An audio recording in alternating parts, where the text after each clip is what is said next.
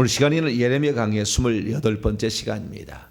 하나님께서 참 선지자를 이 땅에 계속해서 보내는 이유라는 제목으로 함께 말씀의 은혜를 나누기를 원합니다.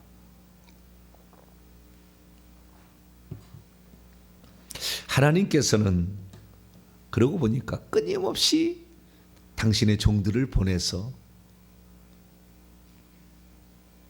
하나님의 백성들이 잘못된 길을 갔을 때에 그 길에서 돌이키기를 원하셨음을 알 수가 있습니다. 그런데 이 이스라엘 백성이 드디어 남유다 이제 18, 19, 20대 요 무렵에 이제 끝나가고 있지 않습니까? 14대 왕이었던 므낫세 왕 때에 죄가 딱 차버렸어요. 제가 차버렸어요. 그런데도 다윗 왕에게 약속한 선언이 있기 때문에 한 번 더 긍휼을 베풀어서 그 므낫세의 손자 요시야 왕 때 다시 회복할 수 있는 길을 줬지만 다 완성하지를 못했어요. 너무나 많은 죄가 찼기 때문에. 그래서 그 다음부터 이제 심판이 떨어지는데 그 심판이 떨어져서 쉽게 말해서 이 가나안 땅에 그 7 족속이 살고 있었을 때 그때 하나님께서 아브라함에게 가나안 땅을 바로 주지 않았잖아요. 죄악이 아직 관영하지 않았기 때문에 죄가 덜 찬 거예요. 그 심판을 못 하시는 거예요, 하나님도. 그래서 아브라함에게 약속해서 주고는 싶고 이삭에게 야곱에게 약속해서 주고는 싶었지만 그 땅을 줄 수가 없었다는 거예요. 그래서 창세기 15장의 횃불 언약을 통하여 3, 4대가 지난 다음에 애굽으로 갔다가 다시 올 때 그때 줄 것이다 라고 예언을 해서 드디어 430년 후에 모세가 드디어 그 땅에 들어갈 준비를 하고 여호수아의 인도로 가나안 땅에 들어가게 되는데 그때는 죄악이 가득 찼기 때문에 죄악이 가득 차면은 그 땅에서 사라지는 거예요. 사라진다는 건 다 죽여버린다는 거거든요. 그래야만이 악한 영이 다음 때로 안 내려가니까 없애버린다는 거거든요. 마찬가지예요. 그래서 칼과 기근과 전염병으로 남자를 없애버릴 것이다. 근데 다 없애버리면 메시아가 어떻게 와요? 메시아에 대한 약속을 해놨는데. 그렇기 때문에 살릴 자를 살려야 된다고 하나님은. 그러면은 살릴 자를 살려야 되는데 다 죽어가잖아요. 충격적인 우리가 말을 과거에 들었어요. 자, 예레미야 앞으로 넘어가 봅시다. 예레미야 5장 1절입니다. 충격적인 말이 있어요. 예레미야 5장 1절 읽습니다. 시작. 너희는 예루살렘 거리로 빨리 다니며 그 넓은 거리에서 찾아보고 알라. 너희가 만일 정의를 행하며 진리를 구하는 자를 한 사람이라도 찾으면 내가 이 성읍을 용서하리라. 한 사람도 없었다는 거 아니에요. 다 망하게 생겼다고 말이에요. 그럼 다 망하게 생겼으면은 그냥 진노를 내리면 됩니까? 하나님은 당신의 백성에 대한 약속이 있었다고 해요. 아브라함의 후손으로 메시아를 보내준다. 다윗의 후손으로 메시아를 보내 약속했는데 싹 쓸어버려서 없애버리면 어떻게 되냐. 그래서 살릴 자는 살려서 바벨로 옮겨가지고 거기서 살고 있어 포로 다시 와서 그 후손 중에 메시아를 낳게 될 하나님의 약속을 성취해야 될 그 일이 남아있잖아요. 그래서 살려야 되는데 그래서 살릴 자를 살리기 위해서 하나님의 참된 종을 보낸다. 예레미야죠.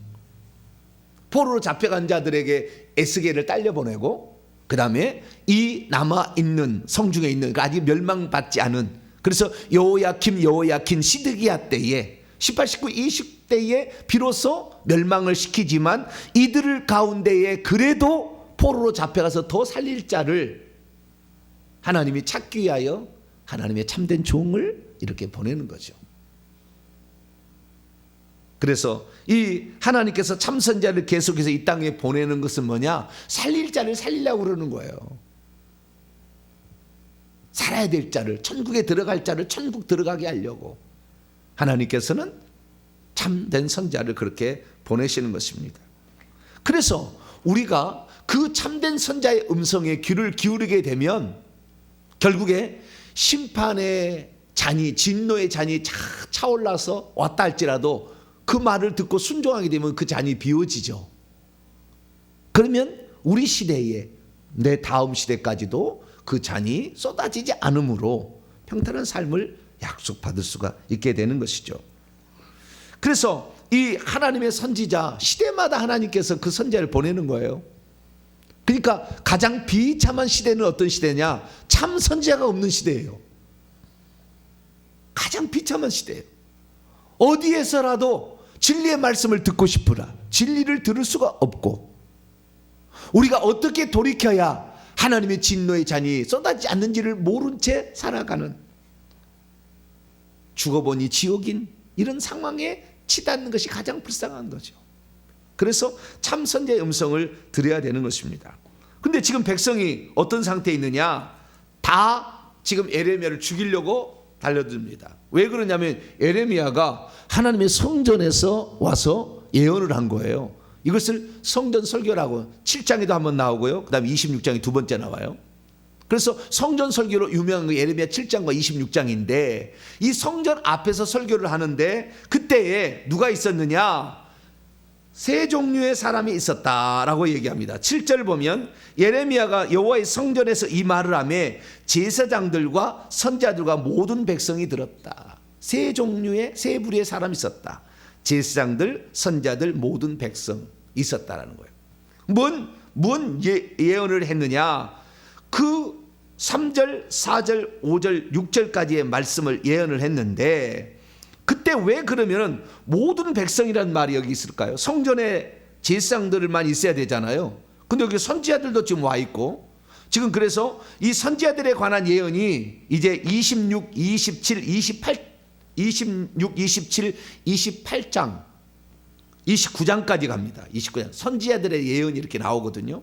선지자들이란 예언이 나오는데 이 중에 한 부분인데, 어쨌든 제사장과 선지자들, 거기에 모든 백성이 있었어요. 그럼 모든 백성이 왜 와 있었느냐? 2절을 보니까 여호와께서 이와 같이 말씀하시냐, 너는 여호와의 성전 뜰에 서서 유다 모든 성읍에서, 그러니까 유다에 여러 성읍들이 있는데, 예루살렘만이 아니라 여러 성읍들이 있는데, 거기에서 여호와의 성전에 와서 예배하는 자들에게 내가 내게 명령하 이르게 한 모든 말을 전하되 하나도 감하지 말라. 이거 뭐예요? 절기 지키러 온 거죠. 지금 성전에 절기 지키러 올 때, 그러니까 평소 때는 뭐 기껏해야 뭐 15만 30만 이렇게 있었다고 하는데, 절기 때가 되면 120만만까지 왔다 갔잖아요. 어마어마한 사람 지금 와 있는 거예요. 그때 가서 설교를 하라는 거예요. 그래서 지금 어떤 6월절이나 초막절이 이런 어떤 절기가 되어서 백성이 지금 와 있는 거예요. 모든 성읍에서. 그래서 설교를 했더니 지금 보세요. 성전에 지금 절기를 지키러 왔잖아요. 하나님이 여기에 계시니까, 네, 우리가 이 성전에 와서 제사를 드려서 자기의 소원을 아뢰면 하나님이 응답해 준다는 말을 듣고 지금 여기에 왔는데, 이 성전은 이 성전이 실로같이 폐허가 될 것이며 이 성읍은 황무지가 될 겁니다. 막 그 설교를 하면은 좋다고 박수 쳐주겠죠. 거기 온 사람이. 네? 좋다고 박수 쳐주겠어요? 저것이 미쳤나 지금? 그렇게 생각할 거 아닙니까? 그러니까 모든 백성이 그 설교를 듣고는 저놈을 죽여야 된다라는 게 결론이에요. 결국에 저놈을 죽여야 된다. 그럼 뭔 설교를 했느냐? 자, 3절부터 보세요. 예. 그들이 듣고 혹시 그 악한 길에 돌아오리라. 그리하면 내가 그들의 악행으로 말미암아 그들에게 재앙을 내리하듯 돌이키라. 너는 그들에게 이와 같이 이르라. 여호와의 말씀에 너희가 나를 순종하지 아니하였느니라. 첫째. 둘째, 내가 너희 앞에 둔 내 율법을 행하지 아니하였느니라. 셋째, 내가 너희에게 나의 종 선지자들을 꾸준히 보내되 그들의 말을 순종하라고 하였으나 너희가 순종하지 아니하였느니라. 그러니까 이미 기록되어 있는 말, 율법의 말씀은 그냥 로고스 말씀이고, 지금 하는 말은 레마 말씀이에요. 내 말을 레마도 듣지 아니하고 로고스의 말도 듣지 아니하고, 또한 선지자들을 보내가지고 책망하는 말, 돌이키라는 말을 듣지 않았기 때문에 6절, 내가 이 성전을, 예루살렘 성전을 어떻게 해요? 실로같이 폐허가 되게 만들겠다. BC 1050년 이 엘리 제사장 때에 엘리의 두 아들이 이 실로에 지금 다 있었어. 실로 성전에 있었어요. 엘리 제사장이라 다. 그런데 블레셋이 쳐들어온다고 법궤 갖고 나갔다가 두 아들 즉사하고, 전쟁에 즉사하고, 그 얘기 듣고 아버지가 목 부러져 죽고, 며느리가 애 낳다가 죽고, 그래서 아주 폐허가 돼가서 황폐가 돼버리잖아요. 재산이 없어져 버리는. 그래서 황폐가 되었는데 또 다시 또 조금씩 세워요. 또 세웁니다. 그러다가 나중에 이제 이 실로가 왜 그게 생기냐면은, 우리가 어제 말씀을 들었습니다마는 이스라엘 민족이 적과 꿀인 가나안 땅을 정복해 갈 때 그 법궤를 먼저 요단강에서 앞에 갖고 가가지고 요단강 건너가잖아요. 길갈에 갔다가 그 다음에 3차 분배 때 실로에 가서 성소를 세우고, 그리고 거기에서 7지파에 대한 분배인데, 그때 처음으로 실로가 성소가 되는 거예요. 그래서 성소가 예루살렘이 될 때까지 실로에 있다가 잠시 높다에 파괴돼서 높이라는 땅에 있다가 그 다음에 이제 예루살렘으로 그 법궤가 옮겨가는 과정에 있는데, 그래서 실로라 하면은 사람들이 성소가 있는, 하나님의 성전이 있는 곳이라는 이런 생각을 하게 되었어요. 그런데 그 성전은 어떻게 생각했느냐? 자, 7장 넘어가 봐요. 그들에 대한 청전에 대한 생각. 7장 4절. 예레미야가 여기서도 성전 설교를 하는 겁니다. 그러니까 유다 사람들 이때도 절기를 지키러 온 거죠. 그들을 향하여 한 거예요. 뭐라고 했느냐? 자, 3절부터 4절까지 말씀 한번 읽어보죠. 시작. 만군의 여호와 이스라엘 하나님께서 이와 같이 말씀하시되, 너희 길과 행위를 바르게 하라. 그리하면 내가 너희로 이곳에 살게 하리라. 너희는 이것이 여호와의 성전이라, 여호와의 성전이라, 여호와의 성전이라 하는 거짓말을 믿지 말라. 이 성전이 평안하다, 하나님이 계시니 이 성전은 절대 망하지 않는다, 그런 얘기 듣지 말라. 장소가 중요한 게 아니에요. 그 뒤에 나오면은 5절부터 보면은 너희의 길과 행위를 고쳐야 되는 거예요. 나는 하나님 자녀다, 나는 예수 믿으니까 나는 괜찮을, 나는 천국 갈 거야. 그것이 그 사람을 보존시켜주지 않는다, 그 말이에요. 너의 삶이 하나님의 뜻과 어긋난 삶을 살고 있으면서 나는 그리스도이다, 나는 하나님의 백성이다, 나는 하나님의 자녀다, 나는 생명체의 이름이 있다, 그랬다고 해서 구원받는 게 아니라는 거죠.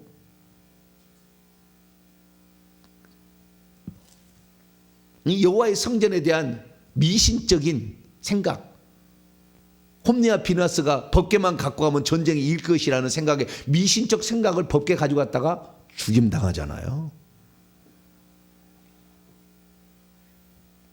우리의 삶을 돌아보라는 거죠. 내 삶을 돌아보라. 내 삶이 과연 하나님께서 우리 가정에, 우리 후손에 복을 줄 만한 삶을 살고 있는가? 그런데 오늘날 그리스도인들은 뭡니까? 나는 예수 그리스도를 믿으니까 내가 죄를 짓는다, 하나님 나를 봐줄 거야, 이런 생각하는 거예요. 지금 죄가 쌓이는데 계속.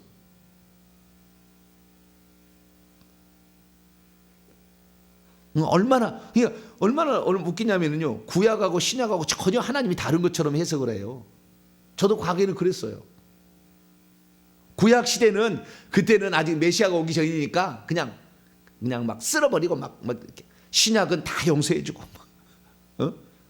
아니에요. 그렇지 않아요. 생명책의 이름이 기록된 자도 지워버린다겠다 이거예요. 요한계시록 3장 5절에 나오잖아요. 깜짝 놀랄 일이죠. 그런데도 우리가 몰랐어요. 왜? 천국의 실상을 몰랐으니까. 천국에 어떤 사람이 들어가고 있는지, 얼마나 주의 종들이 천국에 들어온 것이 희박한지를 몰랐으니까, 실상을. 그냥 믿기만 하면 다 구원받는다, 좋은 말만 이렇게 얘기한 거예요. 저도 이렇게 그 카톡을 하지 않습니까? 그럼 단체방이 있어요.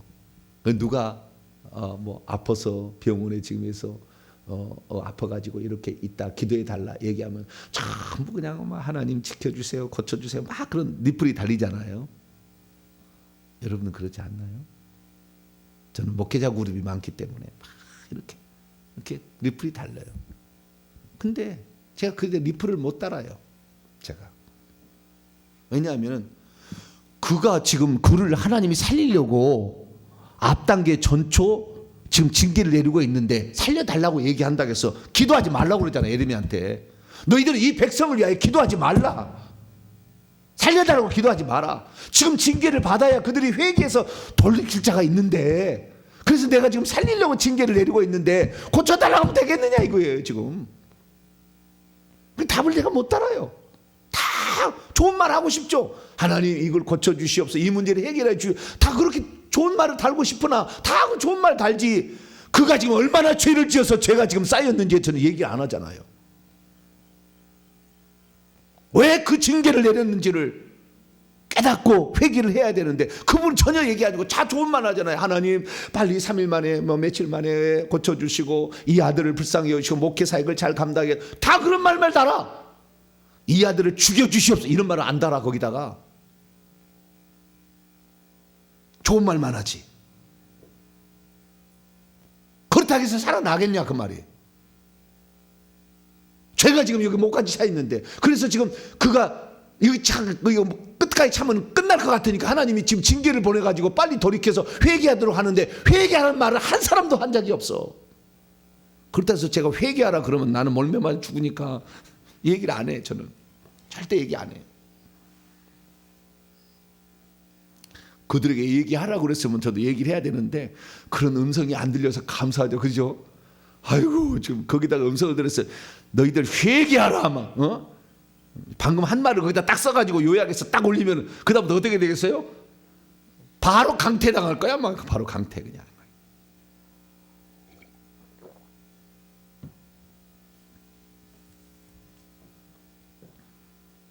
그런데 지금 그 절기 때니까 제사장들 다 있죠. 선지자들 다 와 있죠. 모든 백성 성읍에서 다 와 있는데, 이 예루살렘 성전이 하나님의 성전이라고, 하나님의 성전을 한다고 해서 이 성전이 그냥 온전할 것 같습니까? 이 성전이 이 실로처럼 폐허가 될 겁니다.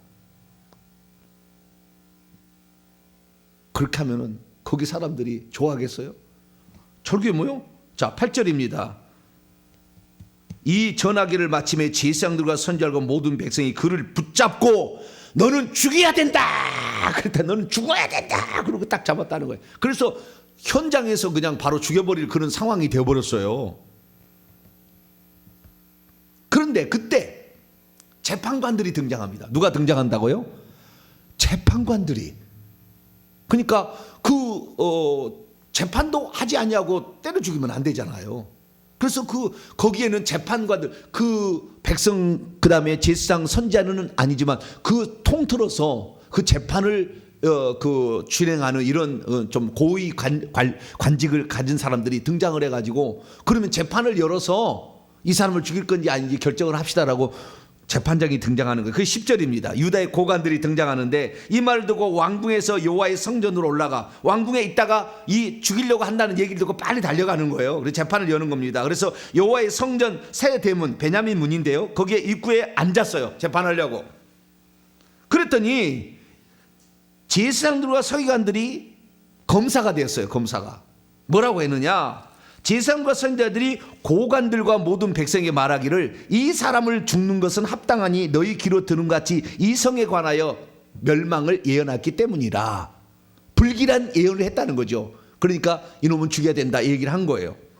그러자 12절에 예레미야가 이제 모든 모든 고관이라는 그 재판하러 온 사람들과 백성들에게 향하여 얘기를 다시 했어요. 뭐라고 했냐? 하나님이 나를 보내서 나를 지금 얘기하라서 내가 얘기하는 거다. 12절도 그렇고요, 15절도 그렇고 처음과 끝에 하나님이 나를 보내서 내가 얘기하는 것이지 내가 너희들에게 뭔 억한 심정이 있어 내가 얘기를 하겠느냐. 하나님이 보내서 나는 그렇게 얘기를 한다. 이렇게 얘기를 하면서 이 성전과 이 예루살렘 성전과 예루살렘 성에 관하여 하나님이 예언하게 해서 얘기를 한다. 그런즉 13절 너희 길과 너희 행위를 고치고 여호와의 목소리를 청종한다면 이 성에 대하여 내린 재앙이 진노의 잔이 비워지기 때문에 하나님의 뜻을 돌이킬 수가 있다. 아직도 희망은 있다. 지금 여호야김 시대입니다. 여호야김 시대. 여호야김이 즉위한 초년에 있었던 사건이에요. 앞으로 5년 뒤에 이거 일어나지 않아서 5년 뒤에 바벨론이 와서 드디어 1차 침입. 그러니까 그 뒤에 1차 포로로 잡혀갈 때 다니엘이 잡혀가죠. 그때. 그래서 살릴 자는 살리는 거예요. 이제 살릴 자는 살리는 거예요. 그런데 이때 어떻게 했느냐? 참 소망이 있는 건 뭐냐면 이 재판관들이 없을 때는 백성들이 누구의 의견을 따라갔냐면 제사장과 선지자의 의견을 따라갔어요. 저 양반들은 더 많이 성경을 알고 저 방면의 전문가니까 저분이 하는 말이 옳겠지라고 백성들은 예레미야 죽여야 됩니다. 그리고 선동을 했는데 고관이 딱 나타나가지고 무엇이 잘못했는지 들어봅시다. 그랬더니 예레미야 선지자가 첫째, 내가 얘기하는 것은 내 얘기 아니고 하나님 보내서 나는 얘기하는 것뿐입니다 라고 얘기를 한 거예요. 그러니까 한번 생각을 한 거죠. 그 다음에 두 번째 말이 아주 그들에게 또 아주 그 마음을 움직이는 것이 됐는데요. 14절 15절입니다. 보라, 나는 너희 손에 있으니, 이제 손에 붙잡혔으니까 너희 의견이 좋은 대로 옳은 대로 다 죽여도 된다 이에요. 그러나 분명히 알기는 너희가 나를 죽이면 반드시 무죄한 자의 피를 너희의 몸과 이 성 예루살렘 성과 이 성 주민에게 돌리는 것이 될 것이다. 이는 여호와께서 진실로 나를 보내사 이 모든 말을 너희에게 말하게 하셨습니다. 나는 죽어도 좋다. 내가 여러분에 붙잡혀 죽어도 좋으나 이 피를 여러분과 여러분의 후손이 당할 것인 것을 알고 저를 죽이십시오 라고 얘기를 한 거예요. 그러니 이제 그 두 파로 갈리게 됩니다. 제사장 선지자들 파와 고관들과 백성들이 이번에는 고관들 쪽으로 붙었어요. 그동안은 죽이라고 했다가 반대쪽 입장에 붙은 거예요. 왜? 백성이 들어보니까. 오늘날 그러잖아요. 목회자가 잘못된 얘기를 하리라 성도들은 생각 안 합니다. 우리 목사님이 저렇게 얘기했으니까 나는 그냥 그 길대로 가면 안전하려니 하지만 그 주의 종이 하나님의 종이 아닌 가짜 종이고 거짓말하는 종이면 같이 다 망하는 거예요. 정신 차려야 돼요. 제가 잘못 얘기하고 있으면 저 따라오시면 안 돼요. 저한테 듣는 것이 다라고 생각하지 마세요.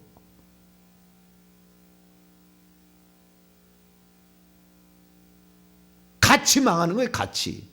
그러니까 자신의 죄를 덮어주고 하나님의 길로 가는 것을 말하지 않는 선지자들은 다 가짜인 거예요. 들을 때는 좋아요. 그를 위해서 기도합시다. 우리 금식해서 기도합시다. 다 좋죠. 그거가 지금 죄를 지어가지고 지금 거의 끝나갈 무렵에 지금 하나님 살리려고 지금 징계를 내리고 있는데 그를 살려달라고 살려서는 안 돼. 지금 빨리 질병 때문에 더 하나님을 붙잡게 지금 돼야 되는 상황인데 좋은 말 하고 싶죠. 좋은 말. 나도 기도합니다. 그러게 밑불을 달고 싶죠.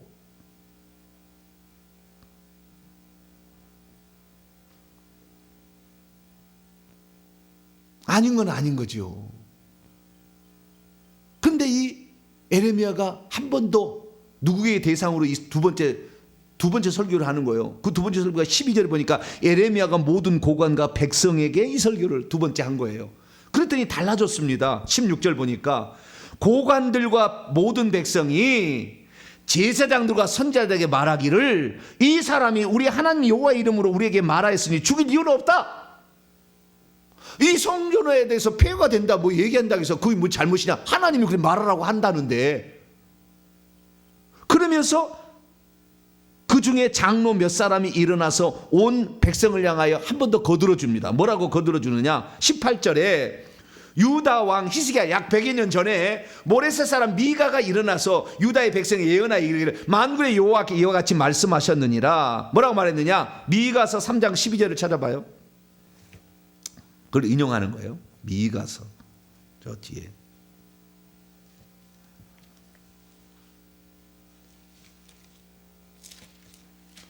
요나 다음에 미가죠.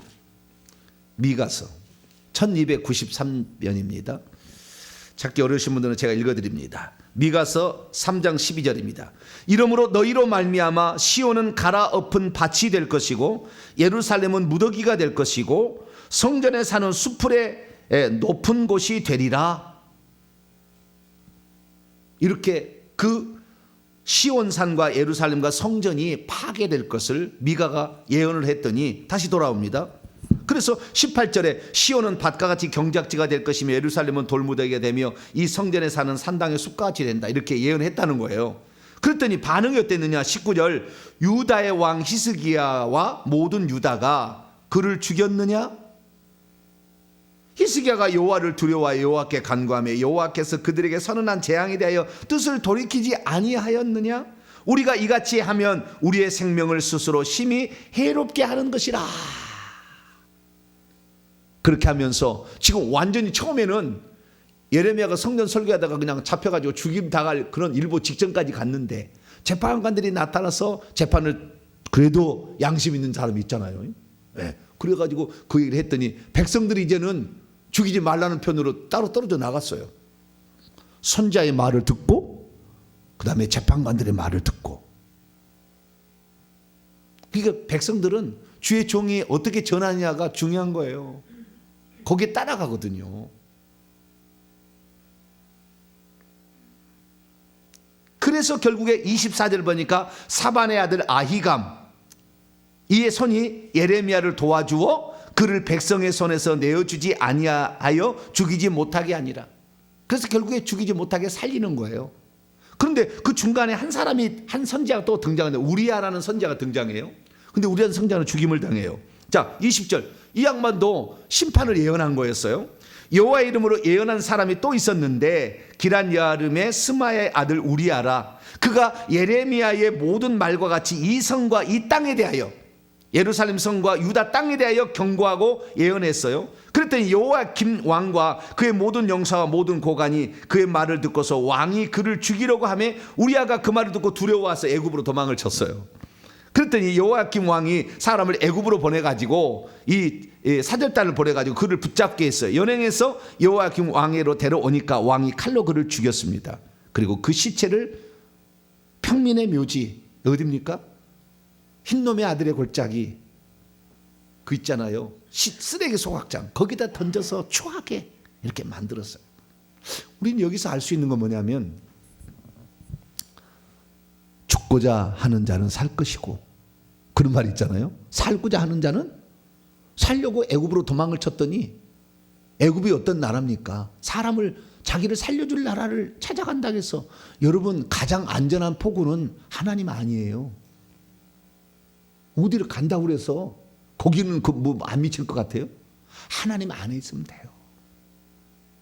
예레미야는 죽을 각오를 하고 그 성전에서 외쳤더니 아히감이라는 나중에 이제 그다리아의 그 아버지지 않습니까? 유다 총독이 될 사람이 나중에 훗날 그 아주 힘 있는 사람의 아들이에요. 요시야 왕 때는 여선자 훌다에게 파견되었던 상당히 그 권위 있는 사람인데 이 사람이 나타나가지고 결국에 살립시다 해서 살려주거든요. 근데 이 우리야라는 사람은 그렇게 예언했다가 백성이 죽이라니까 걸음만 나살려고 애굽에 도망쳤다가 붙들려 와서 처참해 죽임당해요. 물론 순교고 그러지만 여기 보니까 그래서 여호와의 선지자들은 어떻게 예언하느냐 두 가지가 딱 나와요. 첫째는 죽기를 각오하고 선언해야 된다. 선지자의 사명이에요. 죽기를 각오하고 목숨을 담보에 넣고 그리고 선언해야 되는 전해야 되는 것입니다. 그래야만이 살게 되는 거예요.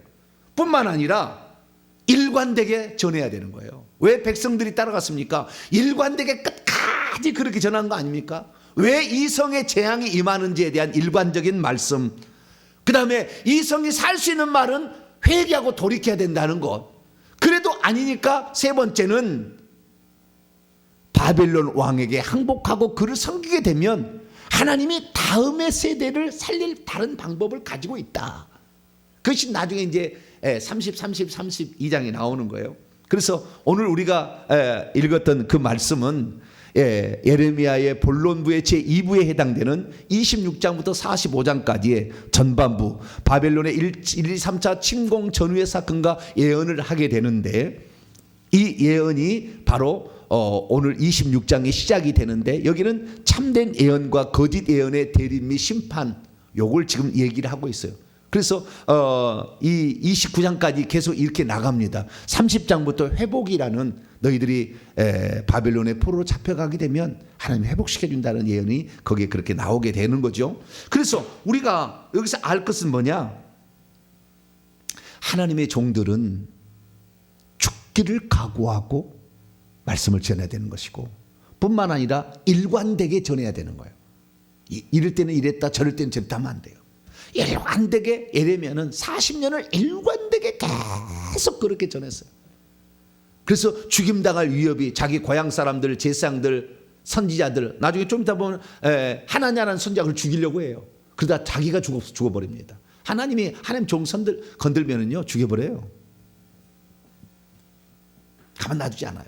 그래서 계속 이렇게 있거든요. 그런데 일관되게 죽기를 각오하고 전하고 일관되게 전할 때 그의 목소리를 청종한 자들은 살게 된다. 이것을 말해주고 있는 것입니다. 오늘 우리가 어떤 위치에 있는, 말씀을 전하는 위치냐 말씀을 받는 위치에 있느냐 어떤 위치에 있든 간에 우리는 우리의 행위를 고치고 회개하면 하나님이 재앙을 내리라고 했던 모든 것들을 돌이키신다. 진노의 잔을 비워줘서 그 일이 안 일어나게 한다 라는 것을 말하고 있으니 우리 자신을 고치고 회개해서 진노의 잔이 비워지게 만들므로 하나님의 그 축복을 받을 수 있는 대상이 되는 자 여러분 되시기를 간절히 바랍니다. 그러고 하신 하나님 감사합니다. 백성들이 처음에는 예레미야를 죽이라고 했다가 나중에 바뀌어지는 것을 봅니다. 주여 정말 일관되게 전하는 예레미야, 죽기를 각오하고 전하는 예레미야, 양심 있는 고관들의 판단에 따라 백성들의 마음은 움직였습니다. 주여 오늘도 잘못된 생각과 판단에 있는 자가 참된 주의 종, 계속해서 보낸 주의 종의 그 말을 듣고 고칠 수 있사오니 주여 오늘날 주의 종들이 하나님의 말씀을 온전히 대언할 수 있도록 붙잡아 주시고 성도들도 회개하고 고쳐서 자기의 임하는 재앙들을 다 미연에 방지할 수 있도록 도와 주옵소서. 우리 주 예수 그리스도의 이름으로 기도하옵나이다.